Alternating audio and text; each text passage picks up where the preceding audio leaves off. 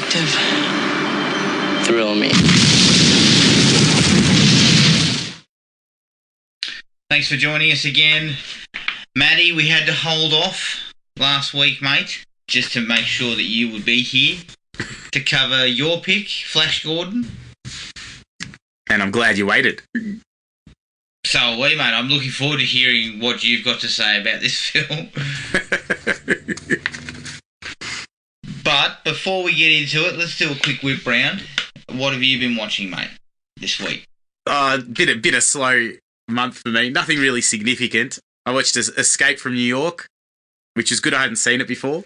Pleased to see one of the girls from Cannonball Run in there. Yes. But great movie. It was really enjoyable. Surely you're happy to see Tom Atkins as well, man. Oh, yeah, what a treat. Now I know what all the moustache hype is about from you blokes. He was good. And then old Presidente was going off as usual. So, yeah, really enjoyed that. Yeah, that really nothing much else, just like following a few more series that I've been keeping up with, but nothing super significant. There hasn't been any Bachelor, so it's been a bit sad. Disappointment. I think it's on at home. It's on at home at the moment. I wanted another rundown of where you were at. The bloke ended up with no one, just so you know. Idiot. So he should. Yeah, you've got 30 women to choose from, and you come out of there with nothing. Messed it up. when you had the girl in front of you that said, it's not going to happen if you sleep with anyone here, and you went, well, He tested the waters. Let's weigh this up. He pretty much showed his colours right there. Yeah. You know he was hoping it went under the radar. Yeah. He's like, you got to set the precedent early. If she wasn't going to let him get away with sleeping around after the 15th date, then it's not worth it. Correct. But that's me. Jared, what have you been watching? Yeah, I got to quite a few actually. So I think I mentioned that I'd watched 48 Hours last time. I watched another 48 Hours. Yeah, didn't hold up quite so well. Loved a bit of Brian James, not enough Cockney from him. Boss Level, obviously I checked out Boss Level with you there, Adam. It was okay.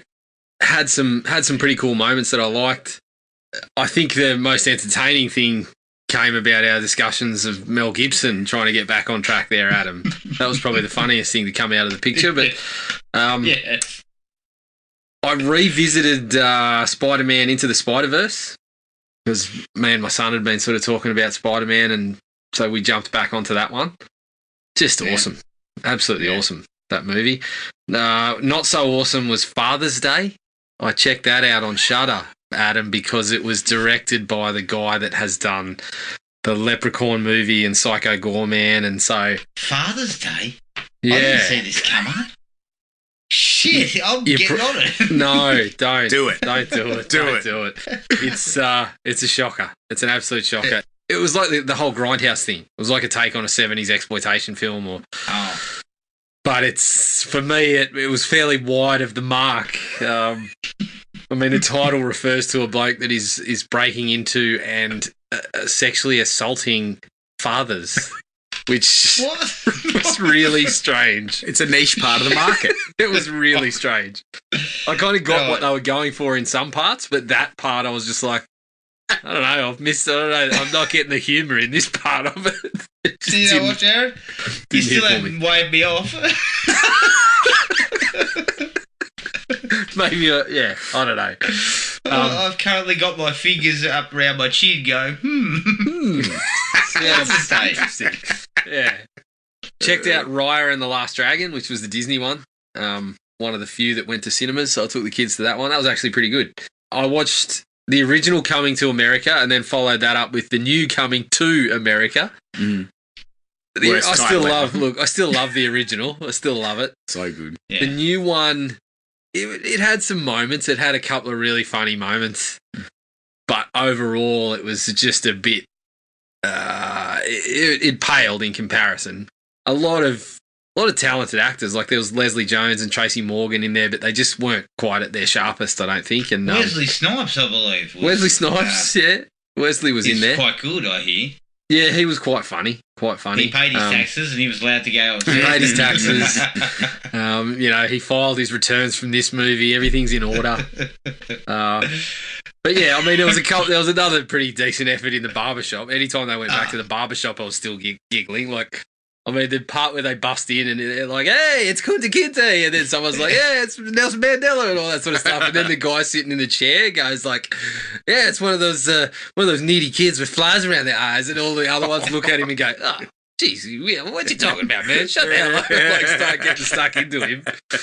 And I'm like, yeah, it's kind of amusing that they're poking fun at the humour that they did in the original one a little bit, but not quite there. So obviously, I've still been watching Clarice, which it picked up a little bit in the last couple of episodes. It's sort of the second episode was weird because it was this tangent, this sort of standalone episode, but they've started to develop a bit of a through line that wasn't too bad in the last couple of episodes. But on the back of that, I decided to go and watch Manhunter and Silence of the Lambs back to back. Yeah. Tell you what, Manhunter is severely underrated. It's an excellent movie. And he's so slick and stylish. Like Michael Mann, I mean, some of those sequences with the soundtrack that he pairs him with are just awesome. But, Silence of the Lambs for me is probably still the better movie, but Manhunter is right there with it. So I think, if you haven't checked that out, I haven't seen that. Probably time to get back onto that. You haven't seen Silence of the Lambs? I've seen Silence of the Lambs. I've seen that multiple times. That one's great. Where have you been? This would just be another nail in your I've seen Hannibal too. Coffin. Ray Liotta, great in that. Oh, Ray Liotta. So the less said about that film, the better. Yeah.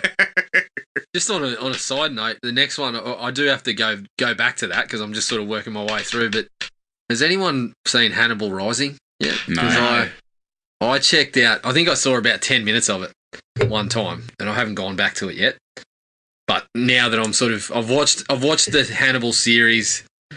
I've watched Clarice. You're almost through the Leprechauns. Yeah, I'm almost through the Leprechauns, but I'm going back to the Hannibal movies. I'm not looking forward to Red Dragon because, quite frankly, I think it was crap, and it's the same story as Manhunter, and was also done in the Hannibal series, and they both did it really well. Mm. Red Dragon was in the hands of noted peddler fucking Brett Ratner, so yeah, I'm not looking forward to that one. But I also checked out shit flinger. Yeah. I finished up WandaVision and I finished I checked out School of Rock again. Just came across my Netflix feed there and I jumped on. And Adam, just to sort of segue into yours, I watched a little bit of Walker again as soon as I could when it dropped on Friday. Jared, let's talk. The episode was a bit average. Yeah, but they hit us with a couple of twists at the end that just grabbed me by the bloody testy satchel, Adam. They just yanked on it and said, "Come with us for the rest of the season." And I said, "Okay, look, I'm coming." They didn't, Jared. They didn't squeeze mine. Like it was just a light tug. They tickled. That's enough. They tickled, but the bottom line is that they've showed their hand that they're going to go somewhere. Yeah, and it seemed like was this a little bit unexpected. It seemed like this episode was kind of. It almost seemed like it was waiting for an early renewal, Adam, to drop this one. I reckon they might have had an alternate ending. This is the thing, Jared. That they you got an early renewal with 5 episodes that were pretty fucking average, and then you get the early renewal and you hit me with some good stuff. Yeah, that's right. That's right. I mean, that is we bullshit. were saving that. Yeah.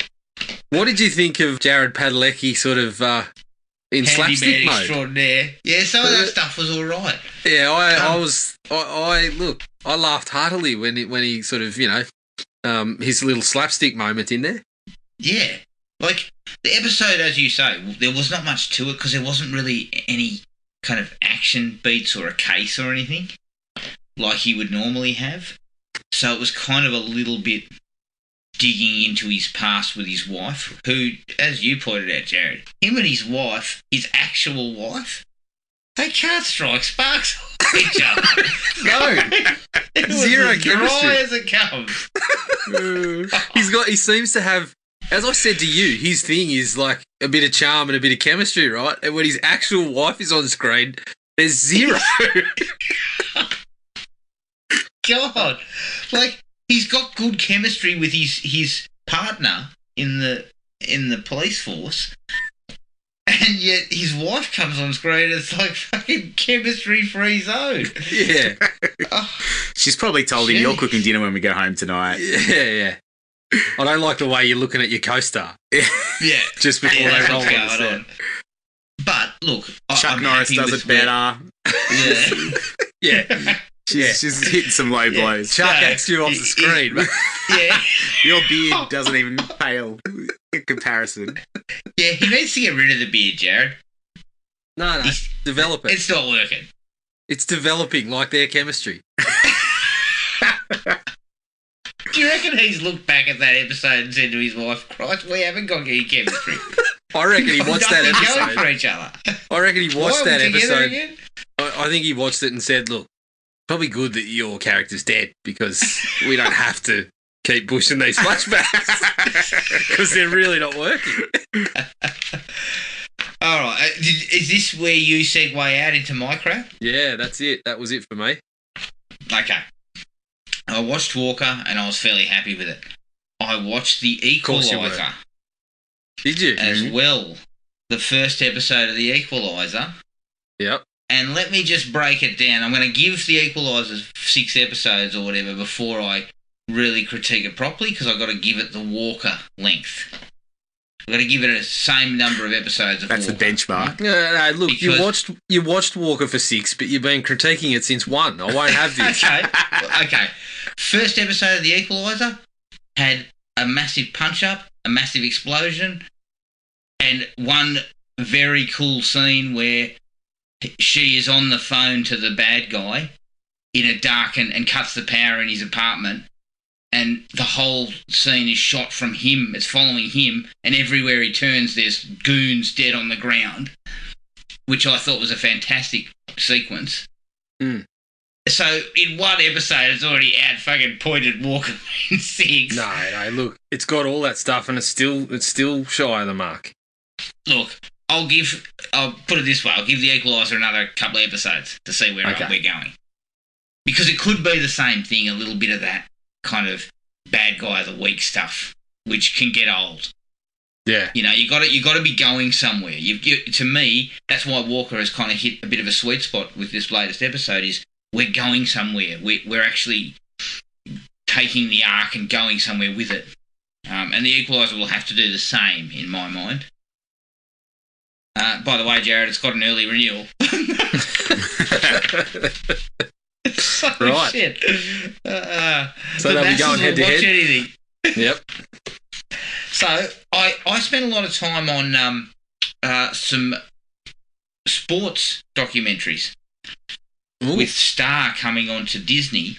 Yep. They had a number of the 30 for 30 docos on there that I hadn't seen. Mm-hmm. So I watched Nature Boy, Yep. Ric Flair. Look, it was pretty good. I mean, the guy was a scumbag. Let's be totally honest. He was a scumbag. But it was highly entertaining, sort of recap of his life. And I kind of got the sense that everybody, even Hulk Hogan and co, was sort of saying the guy, he was just married to wrestling. Mm. There was nothing else. Yeah. And there still is nothing else. Well, There was cocaine. he did have the side hustle, the Ric Flair finance side hustle for a while. There was cocaine and finance. They go hand in hand. Definitely not his family. He But had to finance his cocaine habit. I need a loan from Ric Flair Finance. What's your name? Ric Flair? What are you using it for? Cocaine. it's a hell of a drug. Oh, You know shit. what though?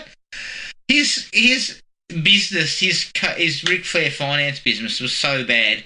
Ric Flair couldn't get a loan from Ric Flair Finance. Neither could his family. I was so disappointed that they didn't go into that in a little bit of depth. That would have been the funniest part of the whole thing. I think it would have. It's a bit of a redemption story, though, to some extent. At least he made an effort with his family at the end there. Yeah, it's sad because he did, but, by that time his son was dead. Yeah. But the story with his daughter sort of going into wrestling after not really being all that interested in it was pretty cool. But the most interesting part for me was I still felt that you could see a little bit of... There was still a little bit of unprocessed feelings for her, I think, towards him.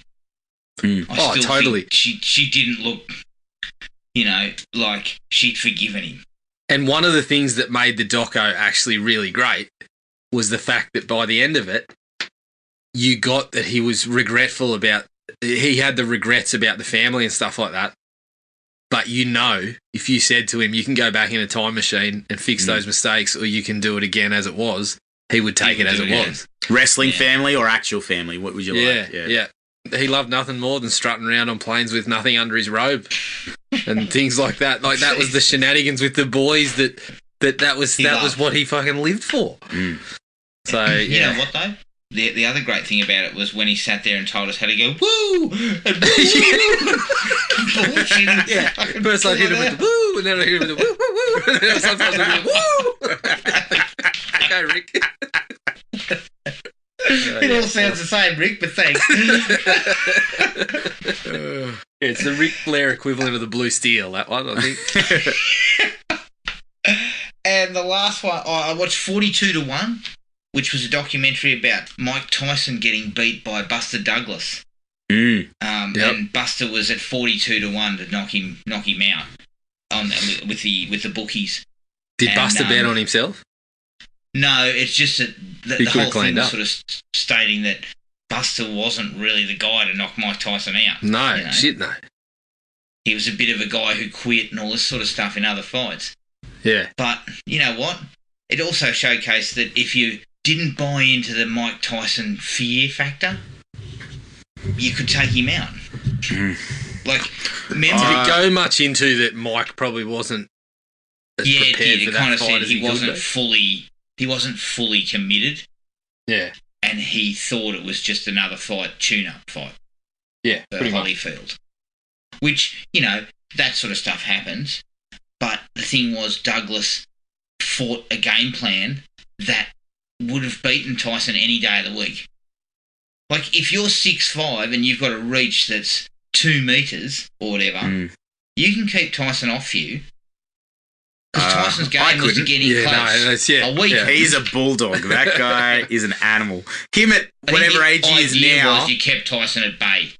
Oh. And that's how you beat him. He still looks like a freak of nature now. Like, yeah.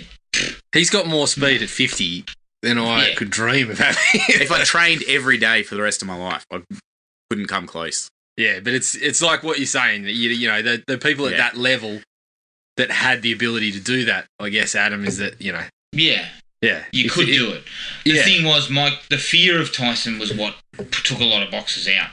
Not just his skills, because Tyson was, he was an absolute weapon. Yeah, that's right. Well, you watch his early fights, he just destroys everyone in the first round. Blokes. And you got in the ring with him, and blokes were shitting their pants. They'd lost the fight before they even got in there. Yeah. Because they were afraid of the guy. Some of them, early on, they're like hyping themselves up, and they just get educated very, very quickly. Yeah. Once they wake up. and that was the interesting thing about it, because it showcased just the sort of the phenomenon of Tyson in that period. That he had people shitting themselves before they even stepped near him. And he's just so short. Like, it was electric. I'm sure. Imagine being a part of that. Michael Jordan of his time, right? Like, kind of, yeah. I can tell you who tried to follow up with that sort of brash, not scared of Tyson approach that didn't quite work out, and was Peter McNeely. So I think there's a little more than the fear factor, because if you watch McNeely, he was pretty confident. Yeah, and it didn't turn out well for him. He had no brain, though. No. Plus, McNeely was, let's face it, it was a payday. Yeah. I've got respect for what he did, because it was like, I think deep down he might have known he was a speed bump for Tyson, but he made the most of it and cashed in while he could. Yeah, exactly. I'll tell you, so that you could offer me all the cash in the world to jump in Yeah. for a round with Mike Tyson, and I'd probably still have to say no because I would No, have no chance to spend it. I'd be fucking dead no chance. after the fight. Zero. I wouldn't get in the ring with him now. Imagine getting in the ring with him back then. When Yeah. he was 20 and he was fucking angry and he was, you know, I mean, it would have been just, you would have been just shit punching bricks. walls for training. Yeah. The last thing I watched, gents, was I watched Last Chance U, the basketball one that they Yep. put out. You are all about a redemption documentary. I love it. Look, I enjoyed it to some extent. I mean, maybe I'm kind of getting a bit old and grumpy, but I just can't get behind this fucking showboating and trash talking bullshit that goes on. Mm. Like I've become really sort of not keen on that shit, and it rears up here a fair bit. And there's one particular guy that they cover who, you know, his story was interesting because he'd Yep. come from a bad place and this was redemption, but he just kind of went on like a fuckwit. Yeah. I don't think you're the only one, I was bud. just like, I can't, I want to see this guy fail because I'm over it. You see a Division 4 on a Tuesday night, which is young kids hitting a three on their 17th attempt, and then And knocking jacking their heads. fingers up in the air, and Yeah. it's And it's look, not I just get it. you, bud. I get it. It's confidence and swagger is key in a lot of these sorts, especially at a high level of sport. Mm. You know, it's part of what gets people up for the game, which I Yeah, but understand. I think the thing is that I dislike it too because it's become that people have seen more of that. You get more access in the media to all of this stuff. You get more of the on-court, mic'd up moments and all that sort of stuff. Mm. And it's like the people that watch it think that comes before the skill and stuff. Like the guys that are doing it in the NBA have worked their asses off and proven and can probably talk a little bit, because they've done it. But, like you said, Div 4 on a Tuesday night, Matty, these blokes are barely they can barely lace up their shoes. Yeah. They're knocking heads, And look, don't get me wrong. Some of these players were. Most of them I kind of liked. I was quite taken by the captain, who was a guard, because he had worked his fucking ring off to just get there. And I appreciated his story. I actually loved the coach. I thought the coach that they covered was just a really interesting guy. Mm. And his story was interesting. The work he put in was interesting. Just his style. He was kind of quirky. He did these really weird things off the wall sort of things to get his players sort of focused.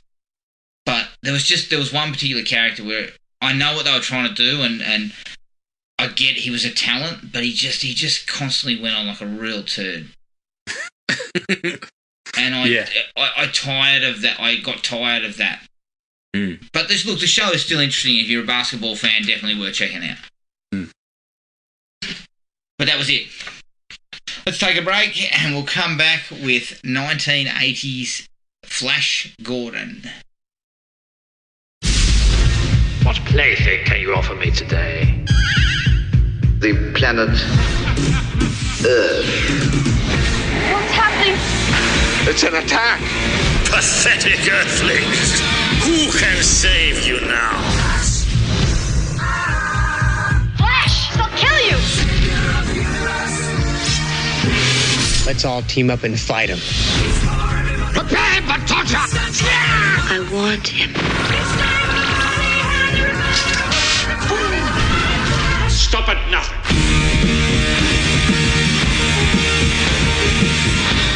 Flash, I love you! But we only have 14 hours to save the Earth. Flash Gordon is still alive. Gordon's alive?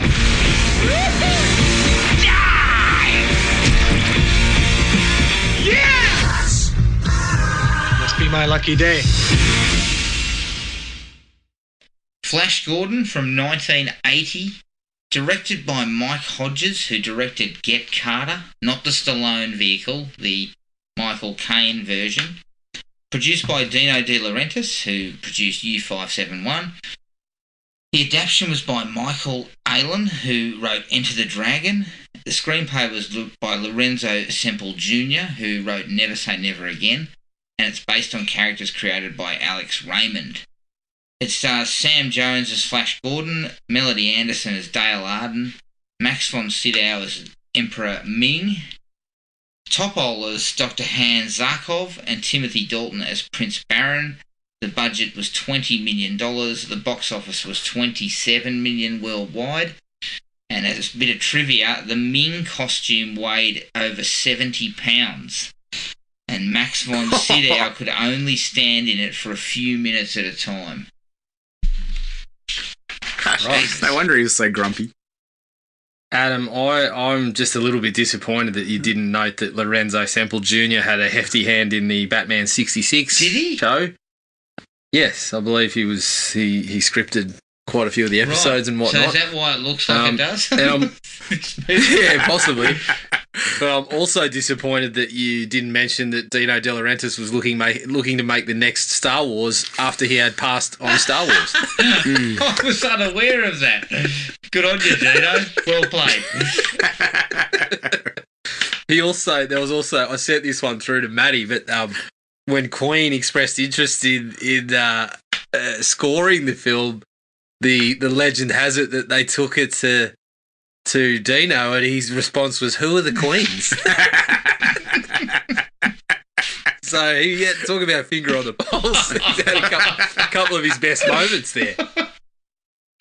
Yeah, it doesn't sound like Dino was switched on, but no. Look, I'll go first here. Look, it's extremely loopy and at times almost terribly made, but it's very entertaining.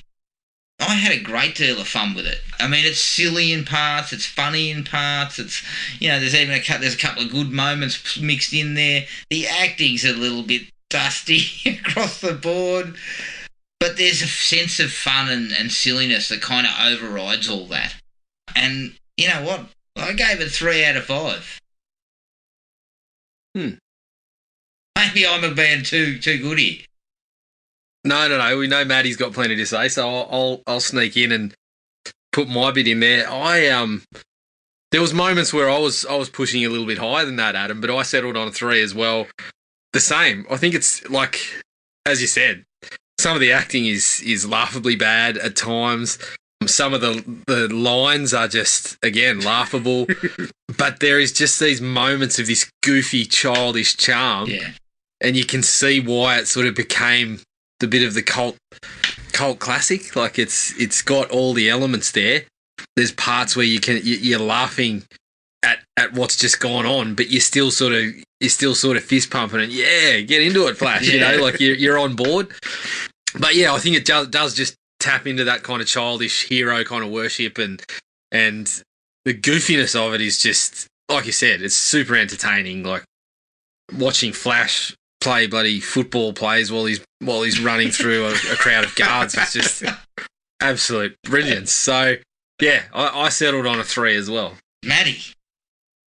I grew up with this, and obviously big fan of the Queens.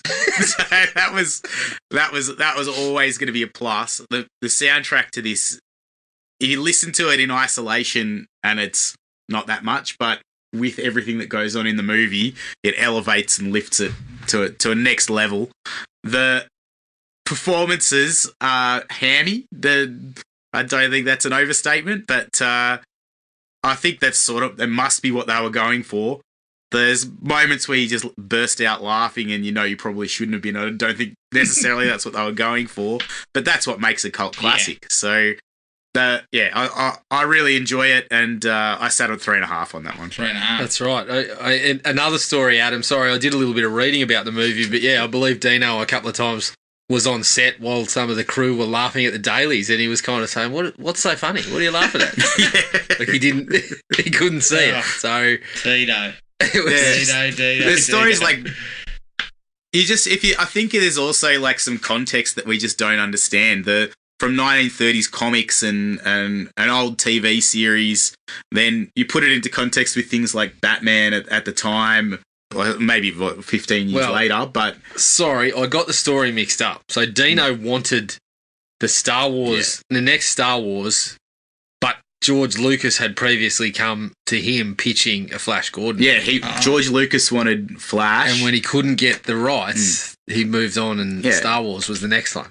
And then he had the rights to Flash, and they were like, let's beat Star Wars at their own game. Yeah. Which they didn't do very well. But that's one of the things that works kind of against this film a little bit for me was it does feel like it's ripping off Star Wars and several other sci-fi a couple of moments. things. But in essence, they're kind of ripping off Flash Gordon.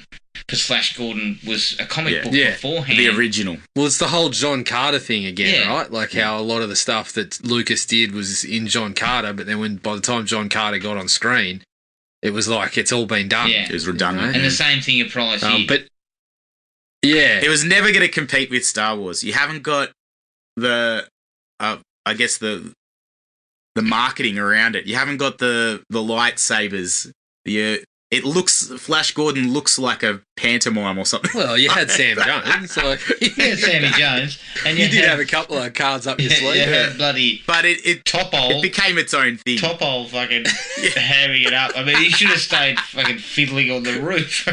He was bloody... It was awful. It was absolutely awful. In this film. But look, let's get to the good stuff. Let's get to the good stuff. Yeah, let's get into Queen. The Queen. Yeah, brilliant. The Queen's, yeah, mate. amazing. I mean, the second you get hit with the flash, you're in. You are in. And I mean, there's moments like the Hawkmen boarding the ship, exactly what Matty was talking about. I mean, Brian May is going off. It's like you can imagine it being like the old sketch, the old Weird Al Yankovic video where the Eddie Van Halen stand-in fucking explodes, starts smoking and explodes on the guitar. That's what I imagine Brian May doing during some of those parts. Just after the little some things midget that with could the just cocaine be bowl on his head walked past. Some bits that could just be nothing, like the tin can ship on the backdrop going into the vortex, and then they sort of land at Ming's disposal. Like that could be absolute trash, but the music does help a lot. It does. And the whole finale is to the tune of that music. So constantly we cut to Flash on his speeder bike and we just get Flash. It's like fucking brilliant. You got me back. I almost flew off. Now I'm back. Yeah, I'd almost fallen off the speeder bike, then I'm fucking steady. Now I'm back on. Look, I'm going to throw a bit of a shout out to. I thought the production design and stuff wasn't bad. That they give the world a bit of a signature look. A lot of garish colours, a lot of red going a lot of interesting and weird kind of costumes. It could easily be an addition into the Warriors. Like the different groups all have, like, the clans have their own look. Yeah. They could easily be fighting to get back to Coney Island. Look, the costumes, though some of them were ridiculous, were actually outstanding in some points. Except the lizard men, they looked like shit. But, lizard men? Are you talking about those two fucking bozos in prison who've got like heads like snakes? Yeah. And zap one in the hallway. What was going on with the smaller statured folk who appeared to be walking around in like condom wrappers or something? I didn't know what was going on there. But other than that, like, some of the costumes were absolutely outstanding, including Ming. I really like the designs of Ming. Except his eyebrows are off the chain. What? That's a definite like for me. He's in a constant state of fucking eyebrow raise. Yeah. Oh, man. Is that when Uncle Leo in Seinfeld draws his own eyebrows on? Yeah. And they think he's angry at everybody? I feel like there was a racial element there that was poorly mapped out on the costume. But I still love the way that he looked in general, and He had a few costume changes throughout that were all pretty solid. Yeah. He was strutting around near the end, and he's kind of like Colonel kind of get up in this fucking Colonel Ming the Merciless. It's like Rambo, Adam. This is Colonel Ming. I was like, oh man. There was bedtime Ming as well, wasn't there? Oh yeah. Sexy time wedding Ming. Sexy time Ming. Oh, wow. Boudoir. Look, just quietly, the only performance that I really enjoyed was Ming. Really? Yeah, I thought he at least knew what he was in. He kind of knew what he was in. Oh, well, Brian, bless. Look, we're talking legitimate acting performances. I think you're probably right there, Yeah. Adam. But I cannot say that I didn't enjoy Brian Blessed. He was amazing bellowing every time he was on the screen. Don't get me wrong. Even the subtleties. I loved him. The His subtleties of was shite. Brian Blessed. I loved him. The subtleties of his Hail Ming with a little hand wave was one of the best things I've seen in cinema ever. And again, I appreciate a bit of slapstick, so him kind of looking sideways and then whacking someone over the head. A little bit of a head wobble, never went astray. I loved it. And then the classic, what do you mean Flash Gordon's alive? Yeah. He knows how to articulate a sentence. Yeah. I just Effortless. felt that Von Sydow was kind of a nice mix of pure ham and kind of malevolent asshole as well. And there was some absolutely superb facial hair going on. You had Ming with a double braided goatee. You had Brian Blessed cranking out a like an afro beard. And then one T. Dalton with a superbly sort of wispy blonde tash. Yeah. Mm. The Hawkmen, of elegance. the Hawkmen were absolutely working for beard oil. That's every single one of them needed to be oiled up, or things were getting out of control there. I was a bit lazy that they just fashioned Timothy Dalton on Robin Hood. Yeah, but yeah, with his merry men in the forest. woods. Yeah, and I believe he was just. I don't know the full details, but I think he was pretty much just this is just a paycheck. And It that's felt like for he. me. It felt like he was on set for 2 days and then did his bit and left. Yeah, I don't think he was super keen to be doing much more than that. No. But again, he's a quality actor, so even when he's turning that in, if he's he's not Bruce Willis, Adam. He doesn't turn up or Steven and just Seagal. fucking mumble his lines and piss a off. stuntman to walk for him. yeah, that's right. The eagerness that every single man had around Aurora was acting gold. Masterclass. She just needed to turn up in the room and everybody was head wobbling and even Dr. Doom was having a crack. Yeah. I actually liked the opening credits too because it harked back to the comic book. Showed the actual comic book panels and stuff like that. So at least it gave us a little bit of an understanding of where the sort of the source material came from and that Flash Gordon was a comic book hero. Which, because, I don't really know a lot about Flash Gordon. Yeah, my first I didn't even know this movie really existed. I only knew it from that cartoon where they matched him up with, like, was it the Phantom? And it was Ming the Merciless was the bad guy, but it was called Defenders of the Universe. Oh, yeah, Defenders of the Universe. I think it was Defenders of the Universe, and it was Flash Gordon, the Phantom, and a couple of those other ones from, I think was it was it Kid or something like that. The Wonder Twins who turned into a fucking bucket of water and a they're DC, mate. What? They are DC. Oh, are they? They're DC characters. they're the heavy hitters. The Wonder Twins. Is that the next movie we're going to get? Oh, probably. They've actually been in Teen Titans Go, and they've become kind of like the Aquaman. They're taking the piss out of them. Yeah. That's the other ones were Mandrake the Magician. Oh yeah. So it was sort of lower rent. It wasn't like DC and Marvel characters. Okay. Mandrake. Great name. Mandrake, yep. I couldn't stop laughing at the sequence where, you know, when they first get on the plane to fly out and all hell's breaking loose up in the sky. There's a fucking alien ship, there's red mist and stuff in the air, and there's, you know, bloody giant hailstones or something, explosive hailstones, and it cuts to the pilots. And they are fucking stone-faced. It looked like they just come back from lunch. Jesus, fellas. It may as well have cut to the meme of that little fucking dog in the flaming room. This is fine. A little bit of turbulence. We'll be all right. We'll be okay. It's funny you mentioned that scene, Adam, because that's... I actually thought the effects in the movie in general were surprisingly sound. They still...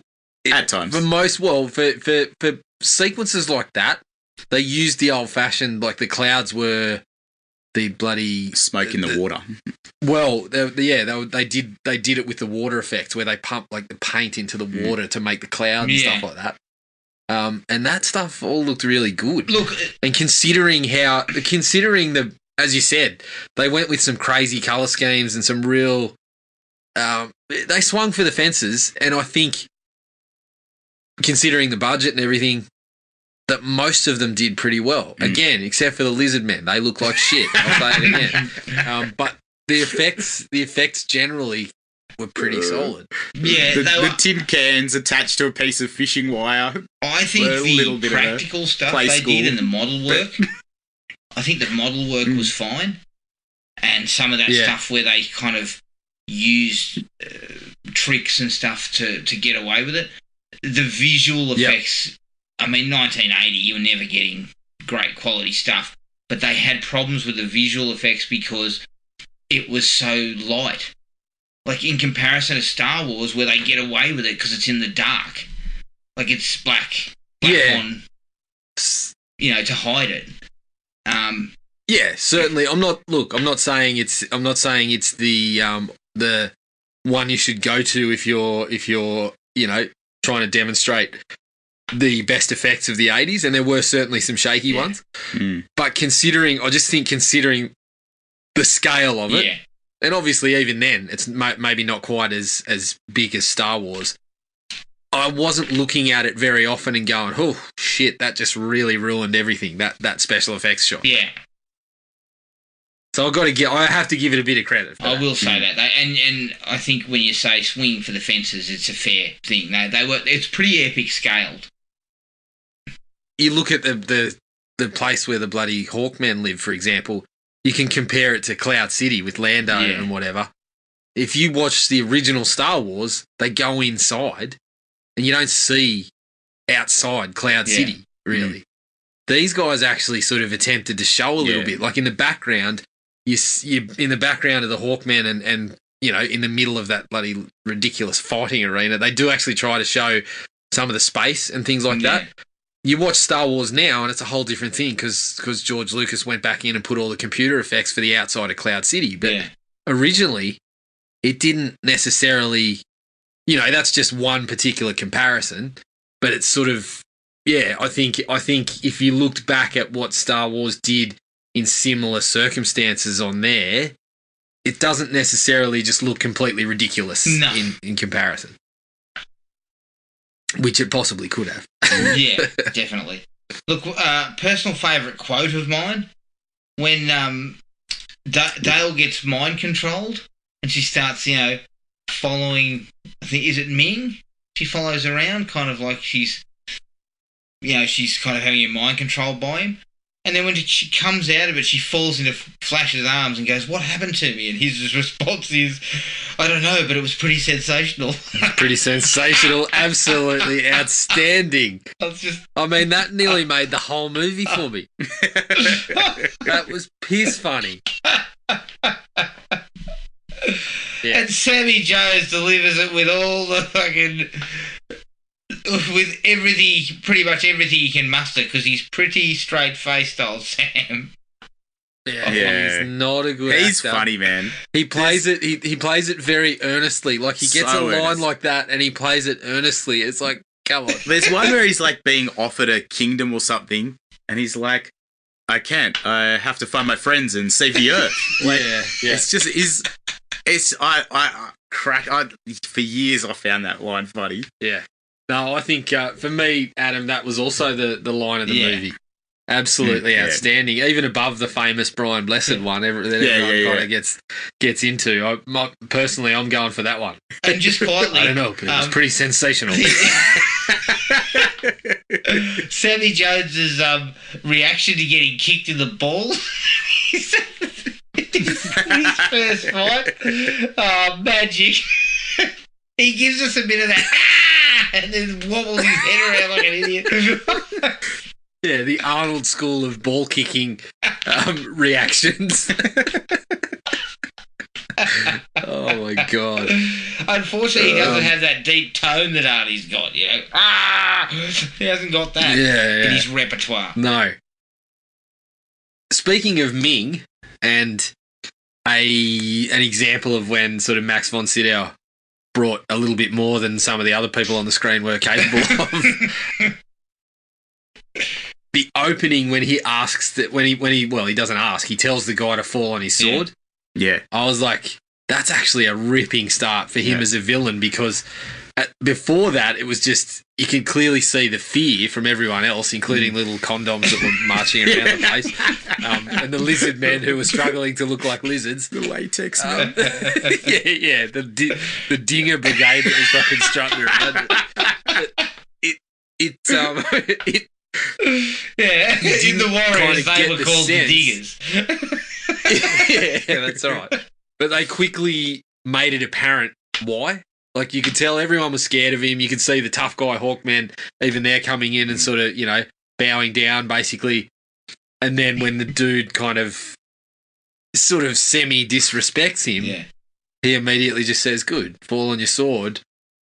And everyone's kind of like, oh, shit. I thought it was a really solid villain moment. Just don't talk to Ming is the moral of the story, right? Yeah, pretty much. Yep. Don't go near that guy. He was smiling a bit too much. Not unless it's sexy time Ming with removable robe. It's kind of Unless there's a girl to distract him. If it's sexy time Ming, smile all you like. Yeah, that's right. I got a very big laugh too out of where Flash and Dale were. I think they were kind of having like a telepathic conversation. And they both keep saying over, like they're on a fucking CB radio. Yeah. And then he slips up with the, man, this girl's really turning me on. Oh, that was so good. Again, terrible line, and Sammy Jones, coupled with Sammy Jones' delivery, just makes it an absolute classic. But it's just like something a football player would do, right? And her reaction was kind of like, hey. That was so funny. Their whole relationship was pretty funny. Yeah. It was. It was on fast For forward. about an hour in, they're married, and they're talking about kids at one point. Talking about kids, that's right. Well, you can't go to space with an intergalactic superhero and not come back wanting a little bit of commitment. I know, true. Fair enough, really. I do love the fact that they kind of speed up the whole process, though. She hates him when he first gets on the plane. Within 5 minutes, they're in love. 10 minutes later, they're married. Just about what's going on here? Yeah. Again, Adam, the 80s, right? The 80s, women. Yeah. Just... Women of the early 80s. She was giving him the meatloaf treatment. The let me sleep on it. Will you love me forever? That's right. It was like, man, she was making him make a promise in order to get to the next level. You're right there. It is the cinematic equivalent of fucking Paradise by the Dashboard Light. It's fucking ridiculous. Oh, man. What would they talk about in 10 years? I don't know what they would talk about. I'm just imagining Flash Gordon down there going, let me sleep on it. Baby. You know what? Similar to Meatloaf's, I do anything for love, but I won't do that, is, according to my mates, about masturbation. No, your mates are idiots, Adam. We'll discuss this. I'm one of them. I should know. So. funny thing in that, though, is that Flash Gordon would be the one going, well, you're not there for real. In the play, and she's definitely going, let me sleep on me. He convinces himself very quickly. He does. He does. He's so earnest all the time. He introduces himself as quarterback for the New York Jets to Ming the Merciless. Yeah, on a fucking, He's so earnest. He's been abducted to outer space into another society where a guy called by the name of Ming the Merciless rocks up, and you tell him, "Oh, look, I'm a quarterback for the New York Jets." Yeah. He might be a Jets fan. I might be able to get him a couple of season tickets, and he'll be Let right. us go He'll send me and back get down. you season passes. I get your box. Get your box tickets. I'll throw in a foot-long hot dog. We'll sort it out. All Big wants you to do is fall on your sword. Speaking of that, the sequence of him barreling through and using that kind of golden ball like a football and throwing it at people and charging at him. Oh, fucking hell. It was just so goddamn funny. Like, it is simultaneously one of the best and worst action sequences I've ever seen in my life. Like, the whole concept of it is so cheesy and ridiculous. But the again, cheerleader on the sideline, go, Flash, go. Oh, my God. It just felt like America. And again, Sam Jones, he's giving it his all. He's like, this is my shot. Yeah. They wanted to franchise this. I know, and he thought he was in, but yeah, it's not hard to see why that did not pan out. These days he's fighting for space with Louis Ferrigno. That's right. I don't even know this story. What is this story?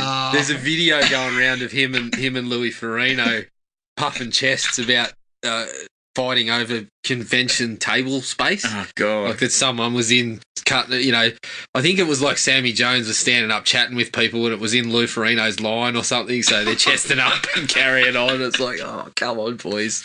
Let's not do this. Yeah, that's just what we need to see at our local convention is two 70-year-olds that's right. each other around. Well, when I turn up to Supernova, that's what I want to see: 70-year-old Flash and Hulk throwing down. That's it. In the line for autographs. That's exactly what I'm there for. Just get Nature Boy in the middle and it's a win. Ricky Flair in the back there going, woo! Oh, man. Awesome. God. You know what, though? Based on acting skills, I'm back in Ferrigno's story. Yeah. I'm taking Ferrigno's side, mate. Yeah. Jones is... Although I believe Sam Jones was a, what was he? Was he a SEAL or something like that? Mm. So he's got a military background as well. So it could be interesting. The bodybuilder and the SEAL, 70 years old. Let's see what's fallen off on them and just kind of... 70 years old, back in arthritis has set in. Yeah. Neither of them can hear. Oh, my God. It would have been worth every minute. Pay-per-view. I actually didn't mind Dale's escape, where she escapes from Ming and kicks a bit of ass and shoots a few people on the way out. I thought that sequence was okay. Because it at least gave her something to do, because quite frankly, she had very little to do. Yeah, pretty much. She kind of gets forgotten about. Well, Ming's daughter had a bit more to do. Mm. And forgive me for saying, but she was quite striking. I didn't mind that. I was happy for that story to go. In my head, I was doing a little bit of, well, this woman's really turning me on. Yeah, telepathically you were doing that. You were head wobbling as soon as she came on the screen. Every time she's on screen, I'm like, oh, yeah, the head's going left and right. Like, it's just... Jesus. But yeah, she actually had a lot. It felt like a lot more to do in that middle section. And not to jump into the dislikes, but in a way, wouldn't the story have been better served by Flash not having Dale come into the world with him and almost striking up a romance with Ming's daughter? Wouldn't that have serviced the story better? Probably. And she turns on Ming? I think so. But I think he's meant to be the all-American guy that's found the all-American girl. Oh, yeah, he's going to that's right. save the earth, and then they're going to settle down and populate. Ming's daughter didn't know what football was, so True. yeah, that wouldn't have worked. True. Sorry, I forgot about. She's got a hero worship, and she's like, he's a nice play toy. It definitely is that, but I feel like surely that still works, right? Surely it even works on a bigger level. That the All American Boy is appealing to just anyone, even people outside of our fucking universe. Even someone from the Merciless clan. Yes, that's right. I also couldn't help but laugh when Flash is down in the forest area with Timothy Dalton, and there's that bloody tree you stick your hand into. Which I never quite understood what was going on there, but he goes, "Oh my god!" Did they steal that for Robin Hood, Prince of Thieves? Oh, maybe. Do they have something similar with Christian Slater? Yeah, I do remember something of that nature. I don't know. I haven't seen I watched that not long ago, and I can't even remember. You might need to go back. But I feel like he got bitten by a snake or something. He walks up and he goes, "Choose a path." And Flash goes, "No way, man." And Dalton just looks at him and goes, "You coward." And he goes, "All right, I'm in." That's all it takes. It's just so immediate. He just turns on a dime. Oh my god. Yeah, that's right. And I mean, yeah, and it's not too long after that something like Back to the Future is parodying that whole kind of jock mentality. Yeah, like in Flash's mind telepathically, he was like, "Did he just call me a soft cock?" I think he was looking at Timothy Dalton's get-up and going, "Wow, this guy's really turning me on." But yeah, that was piss funny. Yeah, you coward. There, go straight in there. and then they go back and forth. It's like a tet of sticking your hand into the log. And the whole time, it's everything but the sound effects of hey, like back and forth. Fucking ludicrous. And then the way that he gets out of it, like how he sticks his hand in and almost essentially goes, "Ha! Tricked you!" It's fucking stupid. Oh my god. I was laughing the whole time. That'll teach you for calling me a soft cock. I'm getting out of here. And the whole time it was on a set that looked like, the high school theatre production version of the Endor Forest on Looked like fucking Star Wars. Fraggle Rock or something. Oh, fellas. The production team. Someone fell asleep at the wheel. With Dalton's tight strides, it was Fraggle Cock down there. Welcome to Fraggle Cock. Stick your hand in his thumb. Yeah, put it in his hole. Who knows? On this alien planet, it might bite you back. You just don't know. Oh my god. I actually didn't mind the battle to the death on that tilting platform that had all spikes, and we're going with whips as our weapon of choice. Yeah. That's not the space for a whip. It was like the extreme version of It's a Knockout. It's like to the death. Yeah. The spikes. What was the name of the fucking It's a Knockout host? He's up there going, "Oh, geez, these two, they're going to fight to the death here." And the problem too was I couldn't stop laughing when he's getting choked out at one point. And of course, Dale pipes up with, "Come on, Flash, we only got 14. Only got 14 hours to save the Earth." But just like, now's not the time, love. He's in a good I thought place. the exact same thing. Yeah. Thanks, Mrs. Exposition.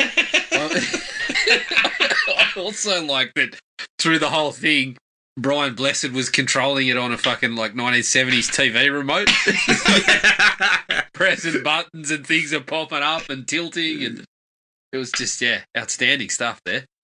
Now, and then of course that was all it took. That was all it took to win over Timothy Dalton and the rest of the Fraggle Cock clan when they just he showed that he's got some honour. Not that he hadn't shown that the whole time. It's not honour. It's humanity. That's right. That's right. He'd only been displaying it from second one, but seeing as you refuse to kill me, it's now I respect you. Like, But I also, the other thing I love about that scene is they kept throwing in exposition. Like, there's another bit in that scene where Dalton's giving him a right touch up, and he just happens to find time to tell him, "Look, if I die, make sure you you get together with the other clans and take on me." I was like, Yeah. we don't need this in the middle of the contest. All right. yeah. I mean, really, what's going through his mind is, fuck, I was in a contract year. My big deal was coming up. I was getting the house on the beach. Like, Yeah, I was getting set up for life, and now here I am, fucking wrestling with this dying clown. on the fucking on an episode of it. It's a knockout. What a way to go out. The lizard men lasted longer than me. I actually kind of dug the last 25 minutes where it was all just kind of they went into action-packed mode.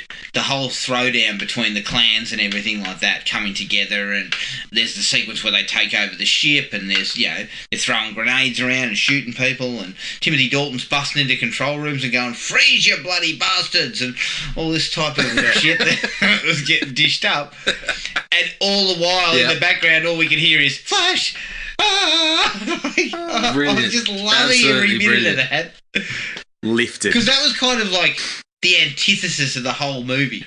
All the silliness and everything and the campy fun just crammed into the last 25 minutes.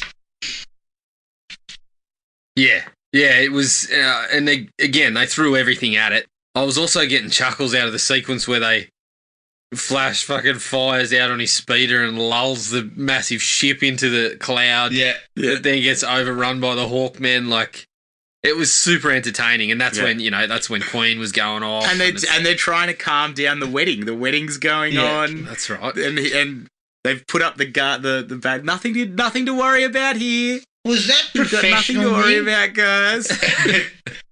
That was professional me. Yeah, that was all taking black, it seriously, me. I'm getting married here today, me. fellas. All business me. Sequin. Does he have sequins in that outfit? Love it. And he had like a black helmet that kind of looked like Lego hair. It's just kind of sat there. I guess if it's the wedding, it's formal Ming with boudoir Ming to follow. It's formal Ming, then change it to ceremonial Ming, and then on to boudoir Ming, and then imagine the horror of having him on top of you. If Father's Day was Ming the bad guy. Oh God. Let's not talk about that. I wish not to revisit that. Oh, man. Look, that was it for me. Apart from Ming getting impaled by the ship. That was good. Good way to finish. I couldn't stop laughing at that either. I like the torture methods too. The glove gun or the hand gun or whatever it was. The hands shoot off and pin you to the table. Yeah. That was kind of cool. The ball worms, that just sounds horrific. Yes. I like that. Yeah. Good stuff. I guess we'll transition into the dislikes. The GoldenEye rip-off of the laser on the table. That was a bit poor. It was. Although, question for you guys, as I said before, when he's in prison, was that the lizard man? There's one in there, yeah. There's one in the hallway. There's one in the hallway, and they've got that floating camera that goes over the top of him and zaps the lizard man and kills him. And then there's a couple in the prison as well. Yeah. It's dead set like a rubber suit. And you can see the actor's fucking face poking through the middle of it. Yeah, I think they kind of, I don't know whether that was like intentional and we were supposed to think that they were wearing like lizard skins or that they were half lizard or whatever, but it was so bad. Like it was literally like just a rubber mask. It was like those finger puppets that you used to get when you were a kid with the little arms hanging off. Yeah, that would wobble around and shit. Yeah. Answer me this too. What was Flash wearing on his head in the prison? Yeah. He comes in, he's got like a fucking toaster or something on his melon. Yeah. That was strange, wasn't it? It did. I thought the same thing. It looked like a toaster. Like it just make something out of this. Just showing some cultural differences, guys. Yeah. Yeah, we torture people. We torture people the same, but we put a toaster on their head instead. Like, oh man, Sam Jones is terrible. Terrible. Top Hole is over the top and hammy. I love Bride Blessed, but again, pure ham. I mean, the acting is certainly not good. He's amazing. And look, I guess a film like this, you're not hiring people to give you Oscar caliber performances, are you? Mm. No, and I think honestly, if a couple of those roles had been they'd been acted a little better, it would have kind of tarnished where the film is at now. Like we wouldn't still be watching it if Brian Correct. Blessed wasn't so fucking over the top and, like I said, bellowing every line he's got and Gordon's alive and all that sort of shit. Like, it kind of adds to the goofiness of it all. Yeah. It kind of adds up to this, that they're in on the joke, except for Sam Jones, who clearly wasn't. But that, again, lends itself to rewatchability. Like, have a look at this bloke. Have a gander at the acting performance that's going on here. Yeah. I think it's also, it adds a level. Like, you can enjoy it as a kid when Brian Blessed's so over the top, but as an adult, you get a different laugh out of it. And you still see why you liked it as a kid. And then they've got the subtleties of the stupidity of the relationships as well. Yeah. Which you can't see it as well when you're a kid, but when you're an adult, you can sort of get a different chuckle out of it. Mm. Yeah. My opening dislike was minute 1. The logic is immediately just fucking thrown out the window when we open up with one of those. Again, you gotta swallow some of this. The suspension of disbelief. They're speaking English. Yeah. When they're talking to Ming. Yeah. And after he mentions he needs a new plaything, is told, I have something that the inhabitants call Earth.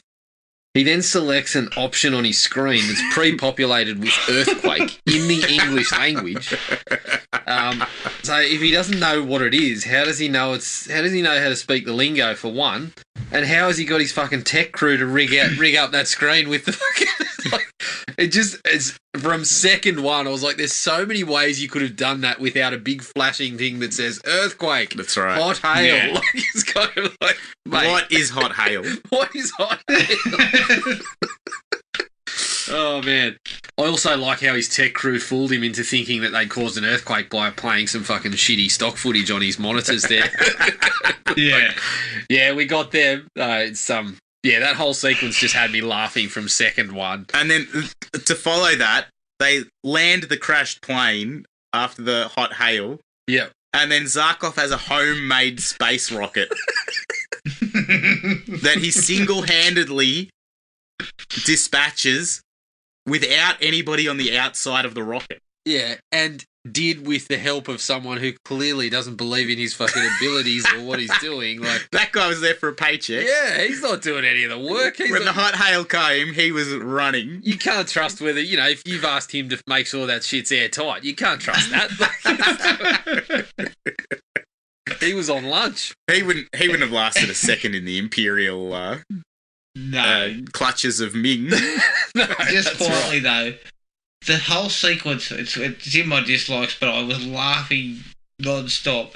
When he has his mind erased, or allegedly has his mind erased, it shows all this random shit, and then what I think is him throwing his wife in the pool to her death.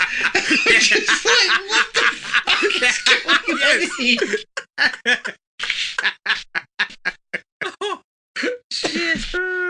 Oh my god. Yeah. He's a nutbag. Did I just see that? Yeah. I don't know if he killed her or if she died and the tragedy turned him into a nutbag. Oh my god. That's why he needs the assistant. That's funny. Why is this position open, sir? Well, I threw my wife in the pool and she's now dead, so I need someone else to help me build the rocket. Killed my wife, lost my job. Brilliant. Absolutely brilliant. Oh my god. And they kind of backtrack on that because I thought that was going to be an interesting wrinkle that Zarkov, who's their guy, their science guy, is now a mute brainless fool who doesn't know how to get them home. And then they just backtrack with him going, "Oh no, but I thought my way out of it." Yeah, weren't they just erasing your ability to do that? But yeah, I reckon his assistant definitely should have come in the rocket because, I mean, in the clutches of Ming, he would have been stuffed in a condom wrapper before you knew it. Like, squashed down to size. Oh, that whole period, I was just like, what is going on? Yeah, what's actually happening here? It was insanity. It's bloody hilarious. But again, you know, we're talking about this and we're absolutely laughing at it, which is what I was doing during the film, which is why it ended up at a 3-star for me, because it was still super entertaining, even with all this ridiculousness. We brought up their costumes, which I agree, some of them were awesome, but they are ludicrous. Like, you got guys with bloody wings on their backs, loincloths, and what looks to be fucking leather fetish gear. You've got dudes in leather pants and capes. Well, I said this one to Jad. The Hawkmen who spend most of their time in the open air in the sky are all dressed like S&M administrators. Like they're all leathered up. Those nips are going to get kind of cold at altitude. I'm just saying. Oh, there's chafing there. Definitely. At high altitudes, mate, I'm sure you need nothing more than a pair of leather crackers to get you through the cold nights. I'm sure of it. You're stretching the beard. On those long trips. Your beard is like a blanket. Long, high-altitude trips you're on. Your beard is the buffer that covers the nips and keeps them safe. I also loved, speaking of the Hawkmen, I could not take my eyes off it seemed to be like the second in charge Hawkman who had one of the worst broken fucking noses I've ever seen in my life. We got to put that on the page. Holy shit. His nose is busted. Blake Ferguson looks at him and goes, "Geez, that bloke's had a rough trot with the broken noses." I mean, like, it was awful. Fergo signs up for fucking modelling gigs in comparison to this bloke. He found out firsthand that you don't fight with Sam Jones for table space at a convention. Yeah, that's right. you seed and Hawkmen sit over there. Yeah, but that guy looked like he'd argued for table space with fucking Mike Tyson. Yeah, more than once. It was shocking. Aside from that. And then, on top of that, you then had Ming dressed like a pimp. Yeah, the costumes, Adam, look like a bad Justin Timberlake film clip that we've experienced throughout the week. But it was just, it was so bad. I want to go back to the plane. The sequence on the plane was just comedy from start to finish. Number one, Flash is dishing out advice to the pilots. I mean, he rolls into the pilots and goes, "Oh, it might be a bit smoother up higher," and then rocks back and says, "I'm taking flying lessons." I'm thinking, mate, these guys have already fucking passed it, and by the look of them, they've both been flying planes for about half a decade each. Like, they've got the experience. They know where it's smoother. You need to fucking sit back down there. Faced in a fire hail. Yeah, that's right. They know that hot hail, you just shrug that shit off and you keep on going. Just keep going. Don't worry about getting up higher. You stay under it. That's the best place to be. Flash comes in and goes, hear the radio come on. Come on. Look, we've just experienced a little bit of hot hail here. We're just going to ride straight through it. Don't worry about it. Yeah, we might be 5 minutes late to the destination. We're just going to, push through the hot hail. Flash rocks in and says, "I think there's a bit of hot hail." Nah, don't worry about it, mate. We've seen everything. We've seen hot hail before. It's nothing. But then, other than that, he displays some of the finest 80s courting of a lady that I've ever seen in my life. He rocks up and he says, "Hey, I saw you at the hotel last night." And she's kind of like, "Hmm?" And he follows up with, "Couldn't believe a girl like you was there alone. What were you doing there alone?" And I'm sitting there going, those three questions have just struck you out immediately.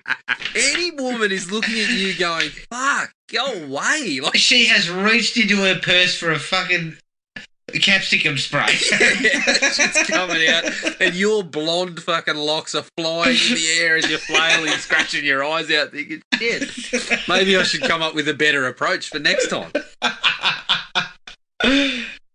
He's almost like childlike. He's kind of up there going, hey, I saw you at the hotel last night, like really excited and shit. It's like, oh my God. This is... He bypasses all their defense systems with his childlike innocence. And his charm.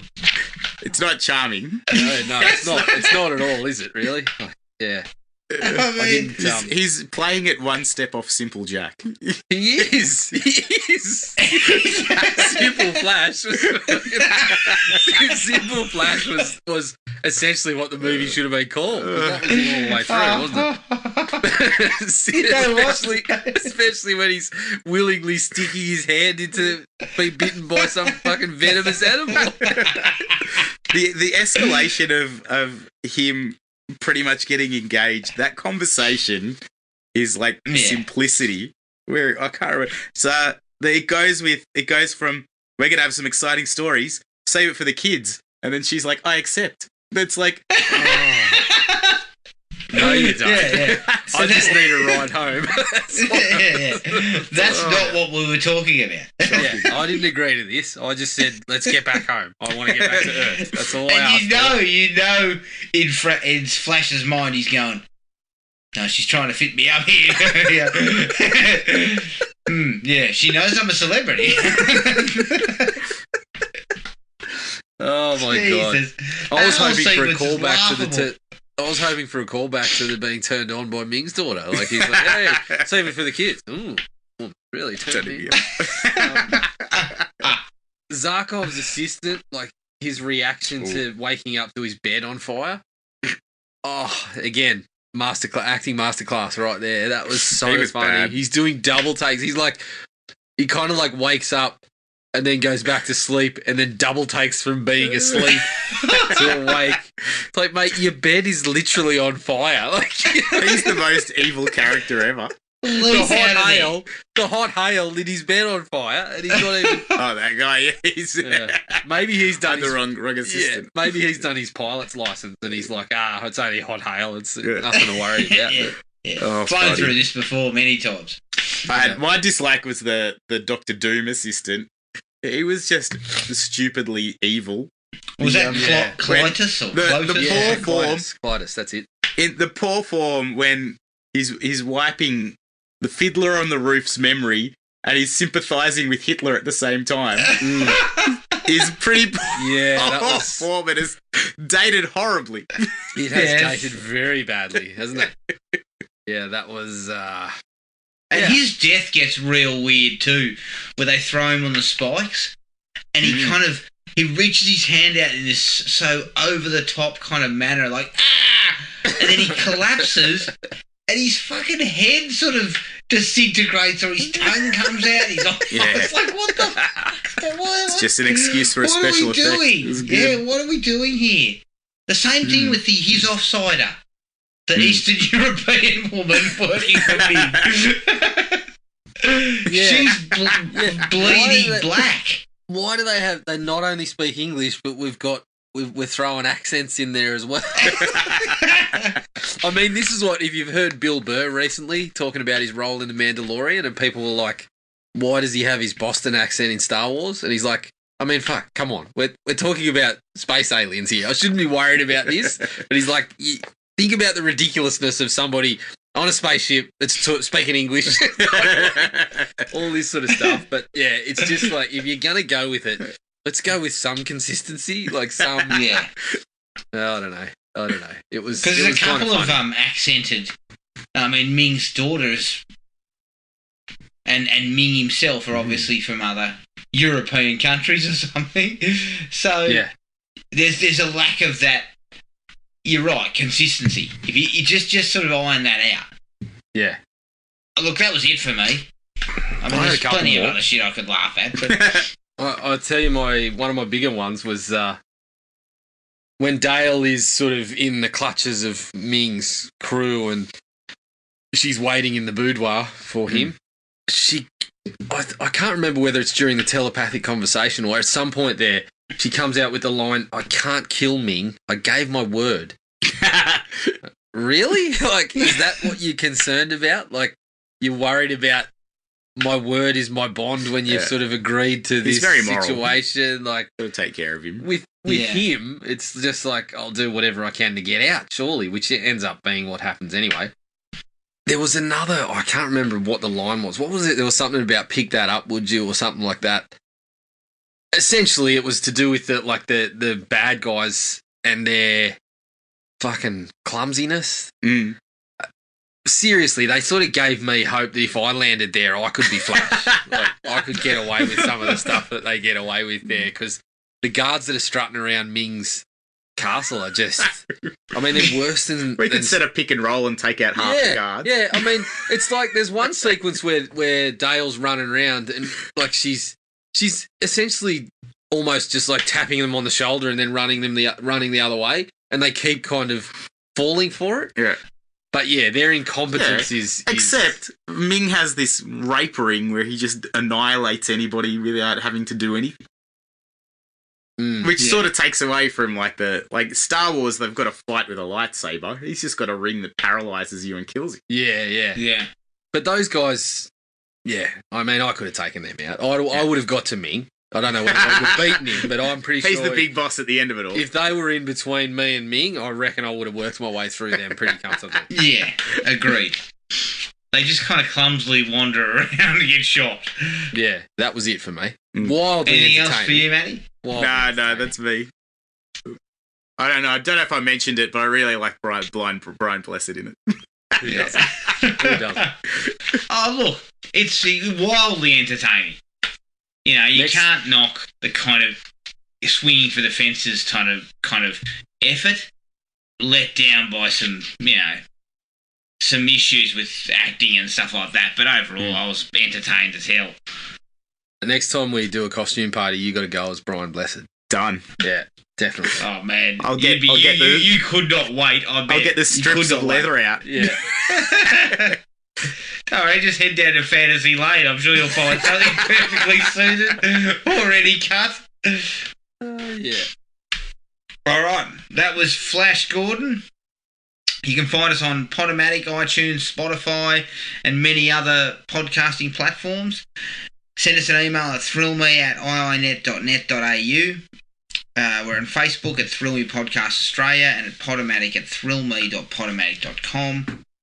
And we're also on Instagram at Thrill Me Podcast. Make sure you rate and review us on iTunes when you get the chance. Keep an eye on the Facebook page for further details of our next episode. But until then, take it easy and we'll catch up with everyone later. Cheers. Find the podcast at Podomatic or on iTunes. Don't forget to rate and review. Like us on Facebook at Thrill Me Podcast Australia or contact us at thrillme, all one word, all lowercase, at iinet.net.au.